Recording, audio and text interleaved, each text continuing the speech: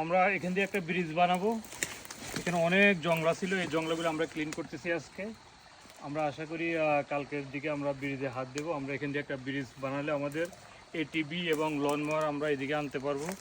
অনেক কাজ, এই দেখেন আপনারা, অনেক অনেক ময়লা, এই যে ডার্টি, এগুলোকে আমরা ক্লিন করতেছি, মোটামুটি একটা সুন্দর শেপে নিয়ে আসবো। এই যে প্রাথমিকভাবে আমরা ক্লিন করতেছি এখন। এই যে এখানে জংলা ছিল, এই জংলা সব কেটে ফেলছি।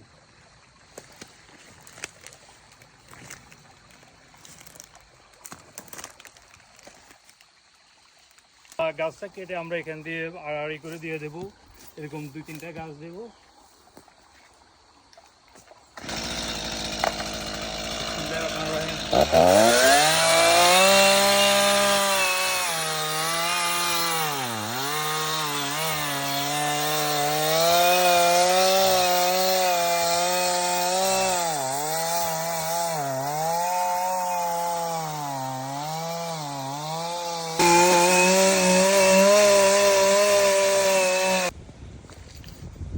এই যে কাঠ নিয়ে আসছি, এখন আনলোড করতেছি।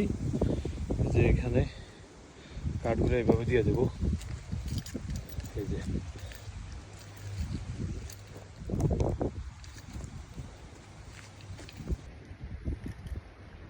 এই যে একা একা আমি মালগুলো আনলোড করে এখানে জাস্ট বিছিয়ে দিতেছি, এরপরে স্ক্রু লাগাই দিব সোজা করে। এই যে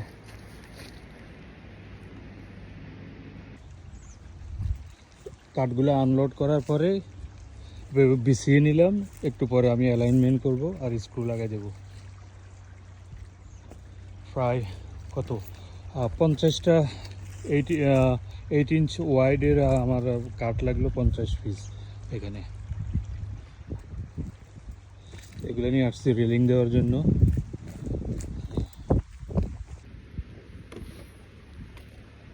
এই যে এখন স্ক্রু লাগাবো। এই যে আমার পাশে স্ক্রু।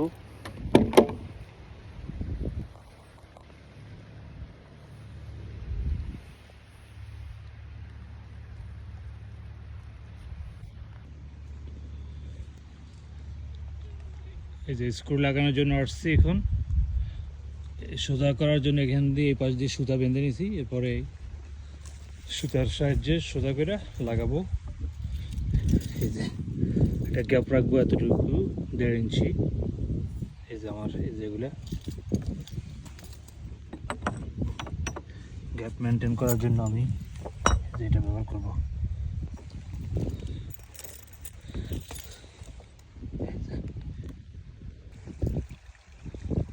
পার্টিশন দিয়ে ফেলছি, আর সামান্য কাজ বাকি আছে, পাশ দিয়ে রেলিং দেব।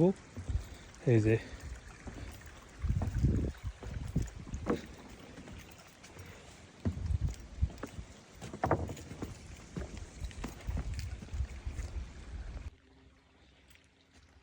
ফাইনালি আমরা ব্রিজ বানাই ফেলছি আলহামদুলিল্লাহ। আমাদের এই যে রেলিং বাকি ছিল, আজকে রেলিংটা দিয়ে দিয়েছি। এই যে এখানে আর কোনো রিস্ক নাই, এখন ইজিলি আমাদের এই যে পাশে আসা যাবে। এখানে অনেক মজবুত হয়েছে এখানে।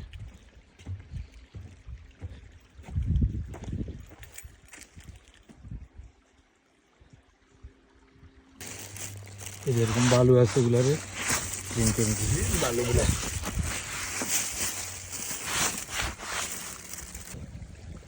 আগে সাইডে দেওয়া শুরু করছি।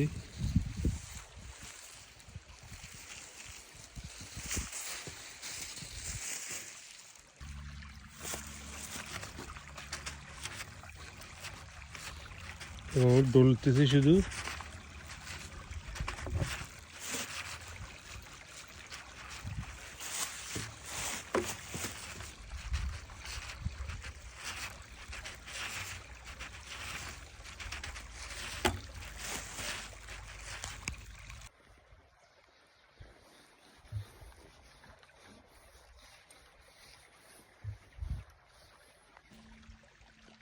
আলহামদুলিল্লাহ ব্রিজটার রং কমপ্লিট করে ফেলছি। এই যে বেশিক্ষণ লাগেনি, মাত্র 2 ঘন্টায় আমি পুরো ব্রিজটা রং করে ফেলছি।